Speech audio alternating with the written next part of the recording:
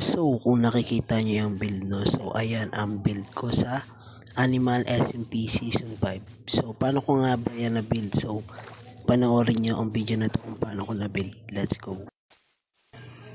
So, ayun nga na, what's up sa inyo guys? So, nagbabalik na naman tayo sa isa na naman panibagong video, no? So, nakikita nyo is naka-iron na ako, no? Naka-iron and full set iron na yan. And upgraded na rin yung bahay natin, no? So, ipapakita ko sa inyo ngayon yung update. So, ito yung update. Ito, ginawa ko na yung mining area natin. So, ganyan. Ayan lang. Tapos dito, tower. Ayan, tower. Ayan, XP farm sana yan. Kaso, hindi natuloy. Ang pangit. Tapos ito, may mga farm na rin. Habang naka-off cam, nag-grind na ako para mas maging progressive tayo, no? So, ayan lang naman yung update sa base natin. So, babalikan ko kayo kapag meron na tayong naisip na gawin. Let's go! So, ayun nga, no, may naisip na akong gawin. So, ang gagawin natin is bahay ulit. Para saan nga yung bahay is para mas mapalawak tong natin, no, bahayan natin, no. So, kung sakali mo magkaroon ng panganib, pwede silang lumikas sa atin kasi nagawa tayo na maraming bahay dito. Yung bahay na yun ay yung magsisilbi para mas maging safe tayo dito at mas maraming pumunta kung sakali mang may panganib. So, papalakasin natin tong pwersa natin, maghanap tayo ng mga tauhan, and syempre maghahanap tayo ng mga panibagong building blocks. So, ano pa ang hinahantay natin? So, gagawa na ako. So, saan pa ba maganda to kundi sa time-lapse? Kaya, simulan na natin at bibigyan ko kayo ng malupitang time-lapse. Let's go!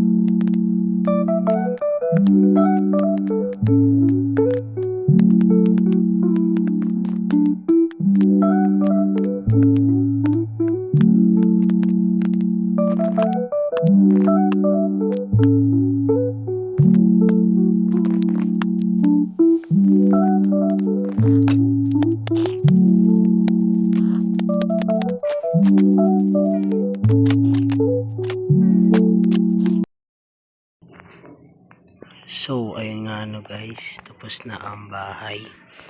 Ang bahay para sa bayan. Yan, so, ito na ang kinalabasan. So, maggagawa pa ako ng mga details dyan. Ngayon, ito lang muna ang ating nagawa, no? So, bali, ayan, tapos na ang finished product. So, kung nagustuhan nyo to, mag-like, share, and comment na kayo dyan, and subscribe syempre. So, ayan lang, no? So, maraming salamat sa panonood. So, see you around guys, and episode 3 na pala to. So, maraming salamat sa panonood. Hanggang sa muli, paalam.